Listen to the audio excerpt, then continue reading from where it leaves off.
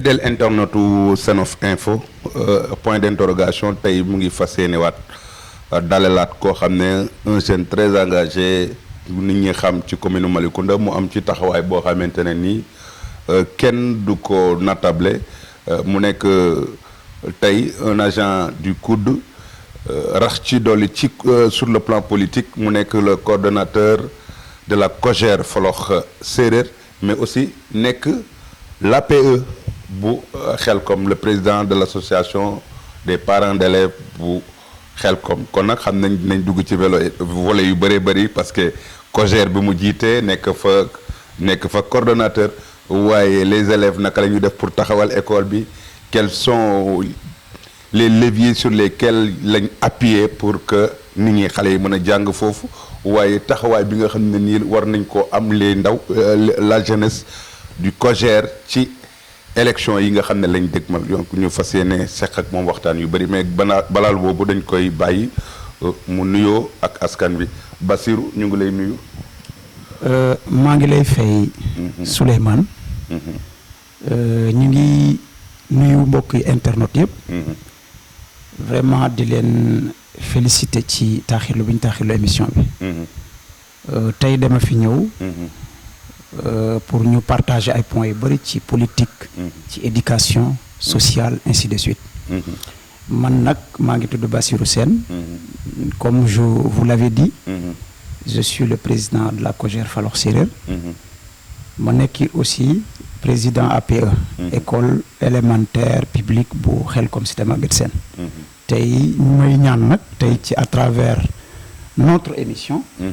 li ñu fiy wax ak li ñu fiy partagé sénégalais yëpp jëriñu ci. macha allah vraiment waaw macha allah voilà Bassirou mën naa ne dama décrire ba Bassirou approximativement mais munoo loo xam-xam Bassirou mu gën la xam boppam est-ce que Bassirou mën nañu wax Bassirou mooy kan dafa xaw a jafe man ñun dañuy def nii rek sunu analyse mais kan mooy Bassirou. en fait Bassirou yaakaar naa dañ koy résumer rek. parce que defe naa ne man ñu bëri xamoon nañ ma Mbour. may exercer sama politique foofu. jógewaat Mbour ñëw Malicounda. ci intérêt askan wi. donc ku ma xam ma ci dëgg. ak ci taxawaay boo xam ne. intérêt askan wi la. man nag fi ma dooree sama politique. maa ngi ko dooree Mbour. booba man maa ngi ànd ak benn jeune bu ñu naan Doro Soxna.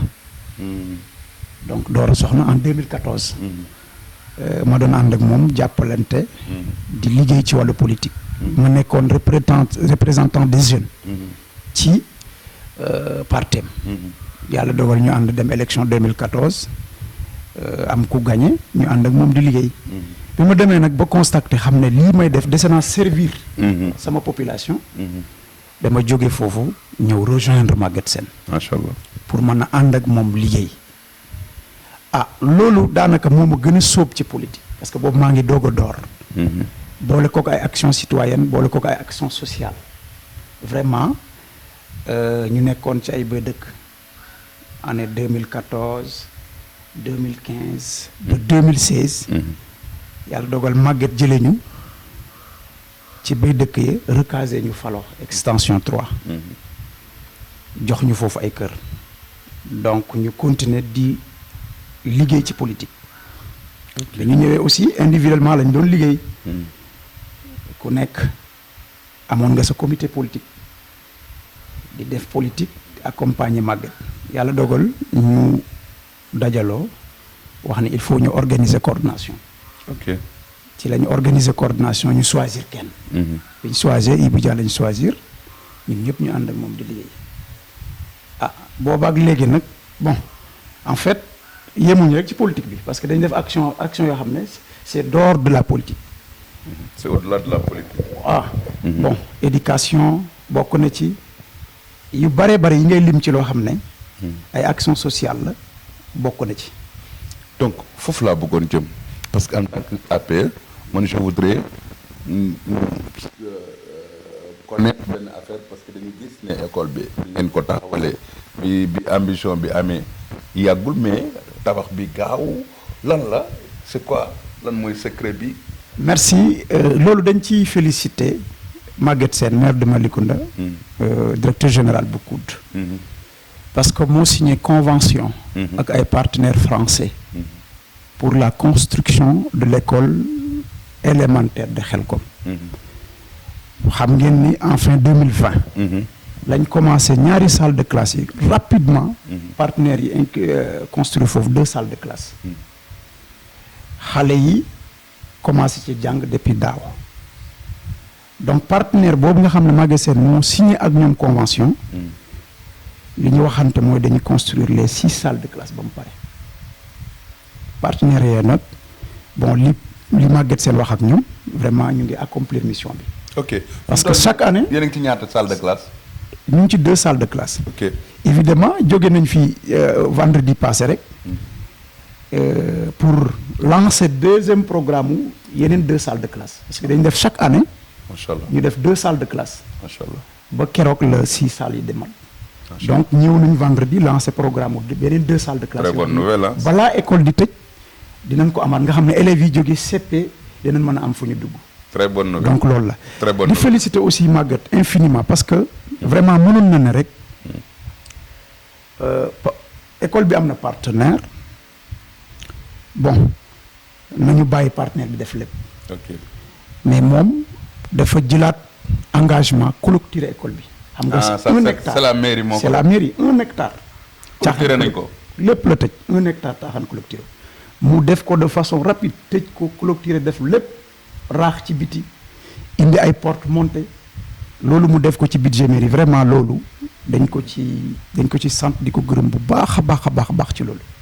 loolu vraiment moom moo ko def indiwaat aussi ay table banc année passée. ba léegi ci volet éducatif. ba léegi ci volet éducatif te loolu mairie bi moo ko def indi na ay table banc année passée. ren ji aussi dina indiwaat ay table banc parce que y aura 300 table banc yoo xam ne partenaire bi moo koy indi. au mois de février. donc mais avant cela dañu wax ni def naa réunion ak association des parents ak comité de gestion bi barki démb. pour ñu xool nan la ñuy def ñun. pour élaborer en tant que bureau association bi ñu xool fu xale yi toogagum en attendant table banc yi ñëw. yooyu yëpp boo ko gisee vraiment jox cër gi Maguette Sène jox cër askan wi ak liggéey bi nga xam mu ngi koy def ci éducation ak secteur yëpp. vraiment dañ koy féliciter bu baax a baax dans ce cas. donc bu ñu jógee ci volet éducatif bi dañuy gis récemment demoon nañu Roff man j'en faisais partie de la presse qui y était monsieur le maire wax ne léegi def nañu tëj nañu accès universel à l'électricité ak eau ndax mën nañu wax ndax am na village yu des wala lépp ça va village yëpp kii nañ. merci Souleymane en fait ci cadre électrification moi je pense que li nga xam ne Maguette Sène waroon na ko électrifier ci commune bu Malicounda autour des 22 villages amul benn village bu ci des village yëpp électrifié na leen les preuves à l'appui sont nombreuses maanaam tey accès universel kay la accès universel kon jeex na ndox mi tey boo demee ci village yu bëri boo fa demee boo leen laajee da ngay gis Maguette Sène électrifié na ko ba pare récemment Falox moo ci desoon février bi passé rek Maguette Sène misé na en œuvre réseau électrique bu Xelkom 2019 jàpp 2020 la électricité Falox séeréer donc muy secteur yoo xam ne Roff moo ci mujjoon des àggali na ko fan yi passé vraiment daal kon li mu waxoon ci électrification au niveau des 22 villages accomplir na mission bi vraiment loolu def na ko de façon exceptionnelle. seen ASC bi naka la demee foofu est-ce que l'ASC bénéficie de la subvention venant de la mairie est-ce que seen ASC bi mën nañu wax ci côté sport bi monsieur le maire mu ngi ci taxawaay bi nga xam ne moom la les ASC di xaar ci moom. bien sûr suñu ASC bi vraiment boo xoolee ñun ñu ngi doon waaj sax un jour xam naa jàppaguñ co pour benn journée bi nga xam dañ koy woo Xelkom félicité ko ci taxawaay bi mu am ci ASC bi parce que ni mu ko amee autour des 22 villages noonu la ko amee ci ASC bu Xelkom jàmm donc parce que boo xoolee bi mu lotissé dagal na leen terrain won na leen ko en même temps terrain de football bi jox na leen ay camp ba samp nañ ko subvention yi nga xam ne dafay jaar ci président Ousseynou Gueye président Zone 7 ABUS mu ngay jaar ci moom pour les ASC de Malicounda te ñun en tant que ASC Xelcom Jàmm mu ngi ci jot wàlla kon vraiment Maguette Sène dañ koy féliciter ci côté boobu lesewul à rate benn ASC au niveau du ci côté culture bi am nga yow mi nekk zone nord la culture am na des jeunes artistes yi nga xam ne bëgg nañu ku leen épauler est-ce que côté zone nord parce que gis nañ zone sud bi ñoom ñu ngi jàppale bu baax a baax les Amdi Moustapha ku ci mel ne Amdi Moustapha nekk un artiste nekk zone nord ku ci mel ne Maam Ji gis nañ ne studio boobu mu samp foofu la commune participer na ci de façon capitale donc est-ce que maanaam côté zone nord bi yow mi fi nekkee nga nekk coordonnateur COJER Folox Séeréer est-ce que yaa ngi dégg ne fii maire bi mu ngi taxaw les artistes. waaw ci culture au niveau de la zone nord j'espère que le maire il est dans la bonne voie parce que boo xoolee chaque année dafay organiser festival de culture de la commune de Malicounda chaque année da ko doon organiser c'est bu koy organiser nag du bàyyi benn culture artistes yëpp lay invité ci loolu ci côté zone nord nag aussi vraiment mu ngi ci progresser parce que récemment Malicounda organisé woon na benn jumelage entre la mairie de Brooklyn et la mairie de Malicounda keroog artistes yi joué woon principalement sketch yi ak programme yëpp Falox lañ dëkk yu ci bari Falox lañ ñenn ñi ci yeneen kii artistes yi nekkoon zone nord yëpp ñëwoon nañu pour def seen activité et puis loolu boo xoolee dans ce lancé là da ngay xam ne lii vraiment ñu ngi koy teg fi ñu ko war a teg lépp loo xam ne aussi da ciy génn zone nord war ci am wàllam je pense que dina ci am wàllam parce que bés boobu moo ko wane woon d'ailleurs boo xoolee ci ay programme yu bëri Déthié moo koy joué te Déthié il est de Xelcom c'était Maguette Sène Falox la dëkk donc moom pêche bi moom du ma la ci laaj xam naa damay xaar beneen responsable politique bu dëkk zone B waaw mu wax ci côté pêche bi mais ci côté élevage bi récemment man mus naa invité ay des gens dama ko doon interviewé il est de Taxum le gars il disait que Maguette dafa resté l'élevage en rade les éleveurs dañu am ay jafe-jafe est-ce que da nga koy confirmer wala da koy infirmer da nga koy dëggal wala da nga koy dàq man de wax dëgg yàlla mënuma d'accord ci ne dañu laisser en rade éleveurs yi sàmmkat yi mënuma ko d'accord tu sais pourquoi Maguette bi mu ñëwee en 2014 dafa falu rek 2014 2015 2016 récemment mu commencé programme nan lay def ba def foraay ci côté zone nord maanaam foraay bi fii waa foraay bi maanaam sàmmkat yi ak éleveurs yi fu ñu mën a dajale seen jur mais loolu jaaxal na ma mais Bachir gars yi ñoo fa bañ a dem wala lan la foraay bi ñu ngi ko tëye fa lay ñëw di ko xont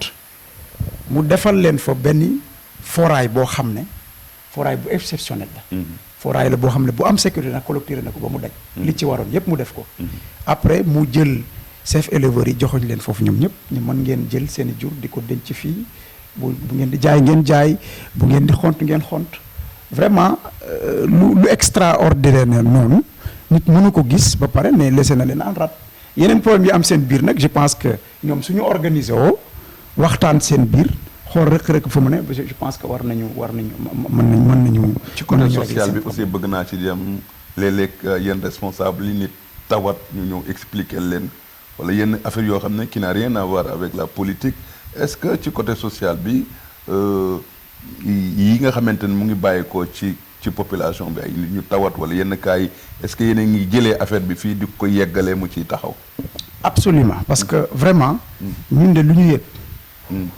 muy man muy responsable ya fa nekk lu ñu yëg dañu transmettre message bi au maire Maguette Sène est-ce que am na yéen tamit yoo xam ne yéen di ngeen génn ci seen poste ngeen nekk fa Maguette par exemple yenn xew nit feebar wala nit koo xamante ne nii urgent la te jot maire day xaw a jafe ngeen ne xaar ngeen jaayante jëm ko bien sûr dañ koy def parce que dañuy def souvent même bu ñu amul ñu def ay cotisation cotiser nit yëkkati loolu ni ko lii ñoo la ko jox ci suñu doole boobu. macha allah mais mboolem loo xam ne social la foofu. mu nekk lu urgent. luñ ci war a transmettre maire dañ koy transmettre. d'ailleurs bari la ñoo xam ne xëy na mënuñu toog ci télé wala ci ay plateau. di wax turu nit ainsi de suite. mais social yu bare maire jaaral na ko suñu loxo ci coordination mu njëm réglé ko ñun xam nañ ko am nañu archives yi am nañu justification yi xam nañ ni côté social ni mu ko waxee woon mu ngi koy doxalee noonu de façon normale vraiment. ci coordination bi laay bëgg a ñëw ñu waxtaan ci balaa ñëw tëj émission bi man j'aurais bien aimé xam lan mooy waral la bataille de positionnement au sein de l'APR. Ce bataille de te fépp la APR fépp il y a une bataille de positionnement, tout le monde va être au devant de la scène et que APR mu ngi am un adversaire. Est-ce que n'est-il pas temps que ngeen nekk une dynamique unitaire pour mën a jàkkaarloog l'ennemi?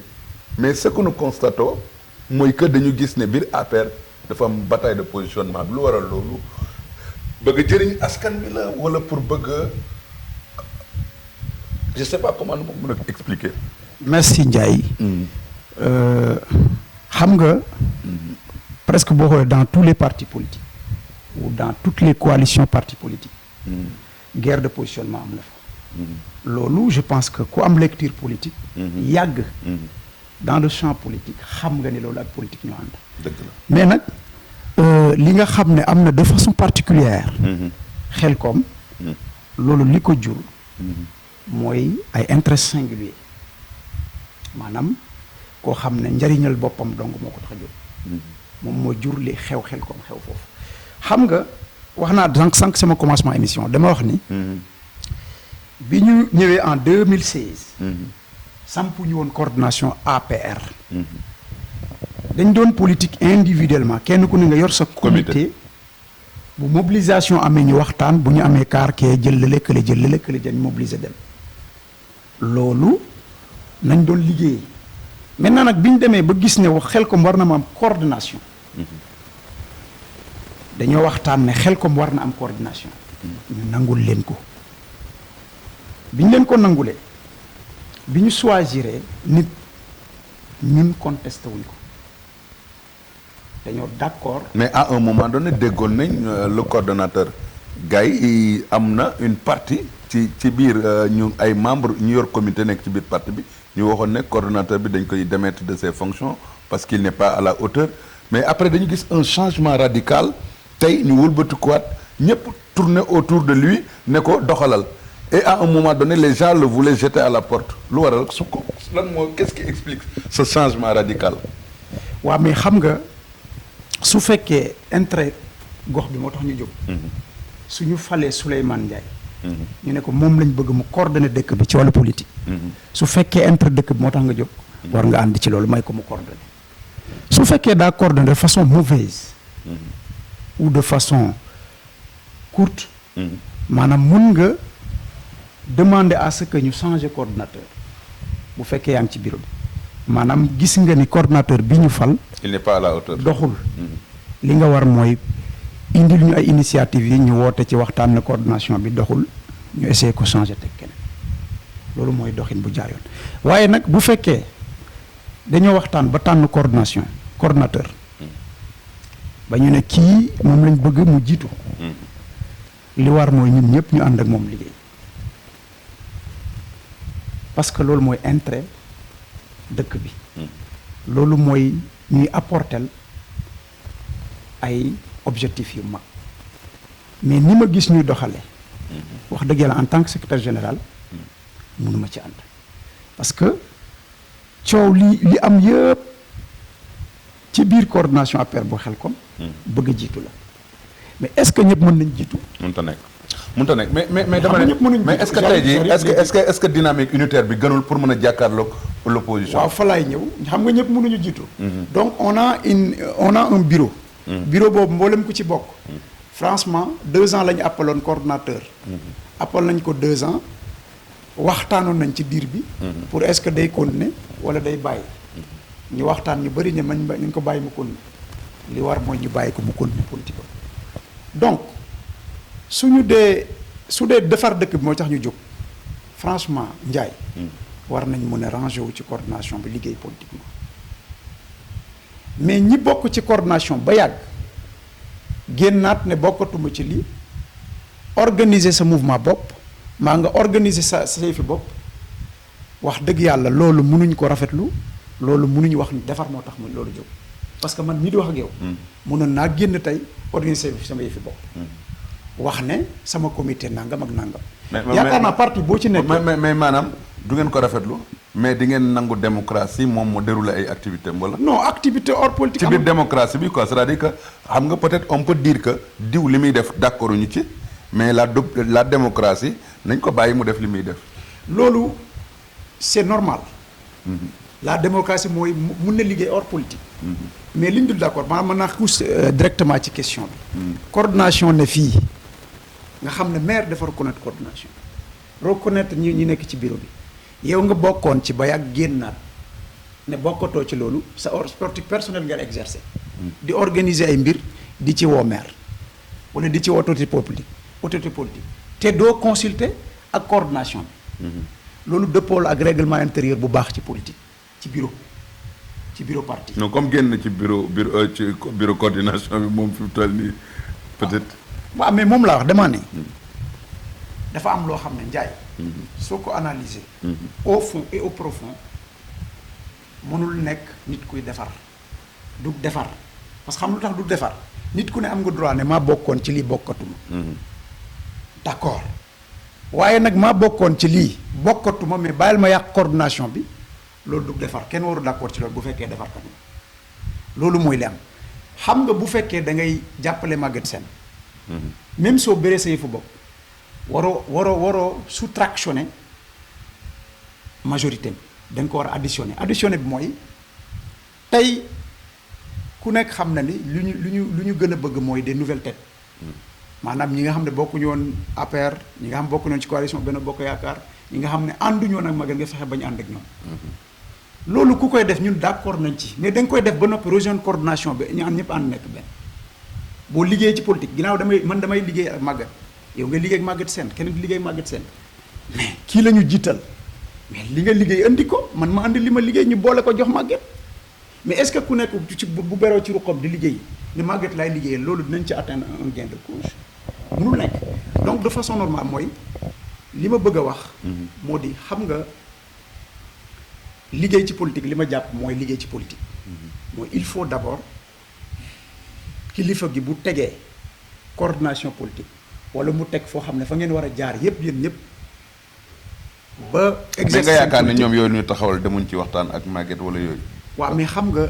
wax dëgg yàlla mënuma cee wax ne wax naa ne ñoom dé damay laajte rek non man damay laajte rek waaw benn coordination moo am xel comme muy coordination bi Ibou Dia jiite Awa Ndoye topp ci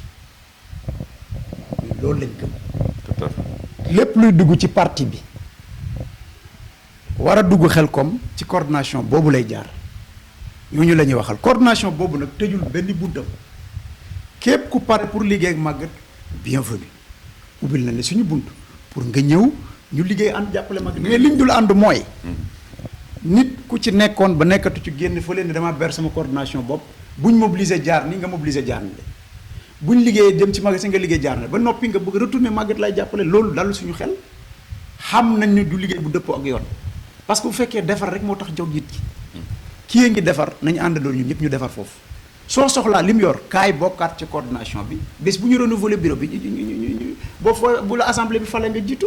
d'accord loolu laa d'accord loolu leer mais na nag aussi. loolu moom leer na aussi bala ngay terminer aussi jàpp naa ne boo organiser. foog ñu dem ci élection yi de. waaw da ngeen di daw lool de. waaw fa lay jëm jàpp naa ne coordination bi ba mu jël temps bi parce que élection yi nag ngeen di jàpp naa ne boo organiser ngeen di jàkkaarloo gars yi foofu war nañ faa jublu. waaw monsieur Ndiaye jàpp naa ne boo organiser mbir. ne Maguette Sène ngay jàppale. dangaa war a fekk mbooloo Maguette Sène nga rejoindre di leen may doole mais waroo bër sa yëfi bopp nga ne àndoog ñoom tey ànd te ñëw fi defuñu la dara loolu jàpp naa ne du defar. li fi nekkoon rek moo fi nekkal comme je vous l'avais dit tout à l'heure demaa ni ay nouvelle tête la ñu soxla mais nekkul ne da ngay organiser say mbiru bopp ba noppi jël ñi bokkoon ci comité Bassirou indi ci sa comité jël ñi bokkoon comité nangam indi sa ko dem représenter ko maire ça sert à quoi? C'est une politique de démagogie, une politique de dislocation, une politique qui signifie absolument rien du tout. loolu moo ci am parce que ña fa nekkoon rek ña nekkoon fële moom nga jëlaat dugal ci yow mais loolu da ngay créer kuréel. da ngay créer kuréel. d'accord nañ ci mu bëri yëfi boppam mais nag undi ay nouvelles têtes yoo xam ne mosuñu ànd ak màggat. ñu nekkoon ci kuj masalan par exemple ñu jël ñi nekkoon ci. kujeeg politique bi andi mais ñi nga xam ne ñu ngi woon ci ay comité politique nekk ci coordination nga fexe ba ñu ànd ak yow mais vraiment loolu du liggéey bu tekkee dara ci politique parce que ñi ñu présenté maire plusieurs fois présenté la leen maire mais ça sert à quoi? soo xoolee politique faloo lu ko gën a tardel c'est-à-dire chacun et chacune dit et fait de ce qu'il savait pas. nit boo nekkee ci parti di ko additionné da ngay fexe ba ñi ci parti bi nga maintenir leen foofu fexe ñu jubóog seen i leader fexe ñu gën a ànd ak màgget fexe ñu gën a rester ci comité bi ne. jërëjëf sooy rooti nag nga rooti feneen ñëw andi. jërëjëf boole ci waaye fekk ñoo xam ne ña nga fa woon fañ nekk nga fexe ba ñu ànd ak yow mais loolu. COJER nag ndawi COJER yi nga xam ne yaa ngi leen jiite mu am un adversaire politique parce que gars yi dañ naan amuñu adversaire loolu ngeen di faral di wax ku ma dalal ci ñi nga xam ne ñoo ŋànk commune bi dañ naan amuñu adversaire c'est-à-dire que minimiser ko mais après ñu gis l'adversaire commencé am benn envergure est-ce qu'il ne faudrait pas prendre le gars au sérieux est-ce que adversaire dañ koy sous-estimer naan non waa ji du dara muy am envergure est-ce que nekkul sous-estimé boobu moo indi tey jii jàppoo loolu. waaw xam nga ak ñuy meree ci yéen di dem di fekk ji kujje gi. waaw xam nga monsieur Ndiaye. man personnellement. ak ku ma déggal ak ku xam politique du xeeb benn adversaire man mii di wax ak yow xeeb ma benn adversaire ba tax na guddi ak bëccëg maa ngi ci terrain ki ñuy jàkkaarlool moo xam ki mu doon jàpp naa ne adversaire la ñun suñu liggéey dañ ko war a def de façon normale bañ a xeeb kenn te jàpp naa ne xëy na ba luñ koy tuddee bataille psychologique rek la bu ñu waxee du adversaire nanga bataille psychologique la mais man xam naa ne adversaire la ok xam naa ne adversaire la aussi ñuy mer ci ñun aussi di dem rejoindre kujje gi lu wax naa la ko sànq soo analyser les choses au fond jusqu'au profond ay intérêt singulier la maanaam seen intérêt bopp rek la bon dañuy investir diw sama mag ma ànd ak yéen buñ ko mënta investir ma buddee quitter le navire loolu intérêt personnel la ou bien dañ may investir. mais est-ce que ñoo ñiy wax ne bu ñuy investir Bassirou par exemple un pro Bassirou boo xam ne dañuy investir Bassirou parce que Bassirou a la légitimité bu ko may tey jii ñu war ko investir pour mu daxal mu gis ne Bassirou mii leader am ci biir gars yi investir ko loolu tamit est-ce que kay wax loolu jàppul ne lu mu wax lu légitime la. ñu bëri am nañu légitimité mais dama laa ne Bassirou dañ ko war a investir. si yow est-ce que jàppoo ne tey bu ñu la investir du am ñu mer. waaw dina am ñu mer mais dama mer parce que ñoom il aurait souhaité Bassirou nekk conseiller. ma ne Ndiaye. nit mënul def lu kenn merul. waaw yàlla sax day xiin fii ba yàgg mu bàyyi foofu dem taw fële. waaw loolu da am na mais la tax mu bàyyi fii dem taw fële moo ko xam mooy li gën ci ñun. investissement bu amee conseiller. mënul ñàkk ñu mer parce que wax naa la ko sànq. am na ñoo xam li ñu gis rek mooy dañ may investir wala dañuy investir ba investir sama bopp mais bu choix amee il faut que ñu choisir kenn. bu choix amee lu ñu bëri mais mënuñu choisir ñëpp. tout à fait su fekkee nag maire moo tax nga jóg jàppale gi nga xam ne Maguette Sène mu ngi ko jàppale commune bu Malicounda nga xam ne 22 villages yëpp kenn mënul wax ne mucc ñaar ci bilan te defaru ko. amul intérêt boobu bu la taxee jóg. bu choisir diw da ngay ànd ak moom liggéey. en tout cas man tey dégg naa ci yow un comportement gis naa ci yow un comportement élégant parce que dafa ni ma déggee dafa mel ni yow xëccoowuloo ay conseil yow bokkuloo ci ñi nga xam ne buñ leen conseillé buñ leen investirul même bu ñu demul opposition ils vont zéler leurs activités au sein de l'APR maanaam bu ñu demul opposition yi dañuy toog dëkk ci seen activité boobu mais dootuñu def benn activité politique tey jii ban message nga leen di lancer sa camarade de parti yi nga xam ne ragal nga bu liste yi génnee dinañ def noonu. sama camarade de parti message bi ma leen di lancer mooy conseiller. ndombal tànk. yàlla moo koy jox nit. ñi ko war a doon bind na ko ba pare. li ma wax sànq laay delluwaat rek di ko répéter parce que la répétition est pédagogique. intérêt gox bi bu taxee nga jóg ak ku mu ñu mën a investir di nga mën a ànd ak moom pour l'intérêt du village ou de la du quartier ku ñu mën a investir da nga mën a ànd ak moom liggéey. ah et puis sax damay dégg. bon benn bi stop. mooy man bu ñu ma investir d'accord ma continuer sama liggéey bu ñu ma investirul ma continuer sama liggéey. mais léegi loo xam ne ay nit waxtaan nañ tey ñun ñi la bëgg tey buñ déggee na tey Bass génnul ci liste bi après yow naka ngay demee naka ngay waxtaan ak ñoom ñi nga xam ne ay pro Bassirou lañ. waaw mais ànd rek waxtaan ak ñoom dalal leen ni leen lii compétition la dem nañu bëggoon nañ ñu choisir nañ keneen nañu ànd ak liggéey loolu mooy li war a am. macha allah mais c'est élégant. loolu mooy li war a am. parce élégant. que chaque jour quand il y a un choix. bu choix amee. maanaam bu ñu tànnee fukki nit yi ñaar lañ ci war a tànn. mais kuñ ci tànn ku ne. war nga gëm ne diw mii mu nga xam ne sélectionné nañ ko war naa ànd ak moom liggéey. war naa ko jàppale ngir Maguette Sène war naa ko jàppale ngir sama parce que bu échecé sa gox moo échec xam nga bu ñu nee bu Bassirou jiitoo rek ma saboté ma xeex ko ba mu wàcc man boo ma xeexee ba ma wàcc. soo yéegee mën naa la xeexat ba nga wàcc. pëccëxoo dana am ci. mais est-ce que bu ñu focaliser ci xeexante. en tout cas ut leen lu ngeen di dampé seen camarades yi. parce que xam naa ne moom est-ce que bu ñu est-ce que bu dee ku ñëw ñu xeex ko. njit dina am. dara dina normal déedéet. solution bi du loolu. solution bi du bu ñu falee Souleymane Ndiaye ma xeex ko mais boo ma xeex ba ma wàcc. boo yéegaatee man it ma xeex la ba ma wàcc kon kañ la nit di aju.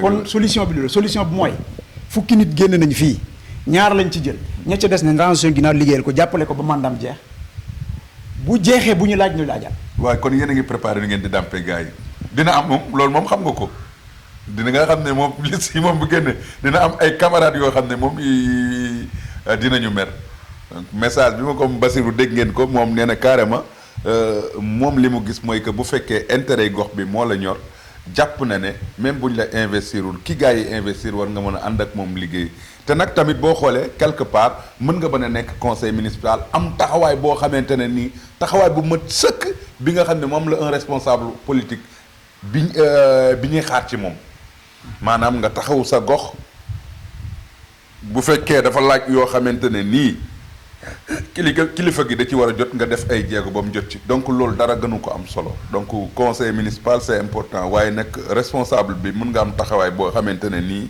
moom lañ doon xaar ci responsable politique te loolu nga bax Bassirou man maa ngi lay joindre en tant que maa ngi lay joindre ci loolu pour wax la ne loolu mooy élégance politique donc pour élégance maanaam affaire bi doo ko teg ci ndombo tànk su fekkee da nga war a liggéeyal rek boo liggéeyee askan wi ci boppam ñoo naan diw mi kat nañ ko jox affaire bi donc te loolu mooy li am solo donc di wax ne nee nga adversaire du ngeen ko xeeb mais nag ñu ci fas yéene ci élection yi. waaw élection yi de wax secret la. xam nga secret boo ko waxee dootul doon secret te man sax dama amul secret bi may wax parce que waaye daal li wóor mooy. commune bu Malicounda. fi ko Maguette Sène fekkoon en 2014. ak fi mu ko indi. en 2021. diamétralement opposé. dans tous les secteurs. am na ay réalisations yu majeures. les preuves à l'appui sont nombreuses.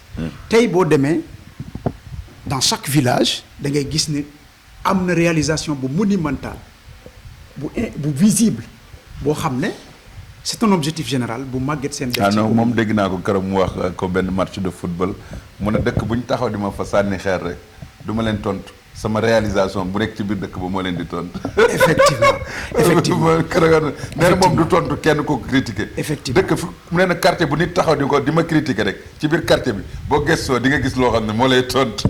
que ça soit muy poste de santé wala forage wala ndox wala dara quoi. voilà monsieur Sène li ko waroon ci askan wi. devoir am ci commune bu Malicounda. accomplir na ko. lépp doyul nag mais li koy dolli mu ngi ci jéego yi à chaque fois. kon nag léegi li ci des mooy maanaam li ñuy wax ni les problèmes principaux yu nekkoon ci chaque village. def ko régler dans son premier mandat. ku mel noonu nag ki nga xam ne li la gënoon sonal ci jafe-jafe régler na ko ci mandat bu njëkk vraiment bu ne dafa laajaat da nga ko war a dolliwaat. mu régler yeneen i question ak yeneen i question. macha allah macha allah. loolu daal li may wax waa commune bu Malicounda mooy. maire bu mel ni Maguette Sène ëpp nañu ko négliger parce que li nga doon soxla 10 ans 15 ans en arrière régime bu ne jaar fi réussir ñu pour def loolu mu ñëw dans un seul mandat mu réussir loolu vraiment kooku da nga koy accompagner jusqu'au bout macha allah di renouveler ay mandam di ko gën a jox opportunité macha muy allah gën a liggéey parce que am na ko moo dégg mu wax ko ci benn télé benn ministre la wax jooju sax vraiment ànduma ci parce que bu ne amul benn commune bu nekk Sénégal boo xam ne def na bilan mais wax jooju waxi caaxaan la Njaay waxi caaxaan la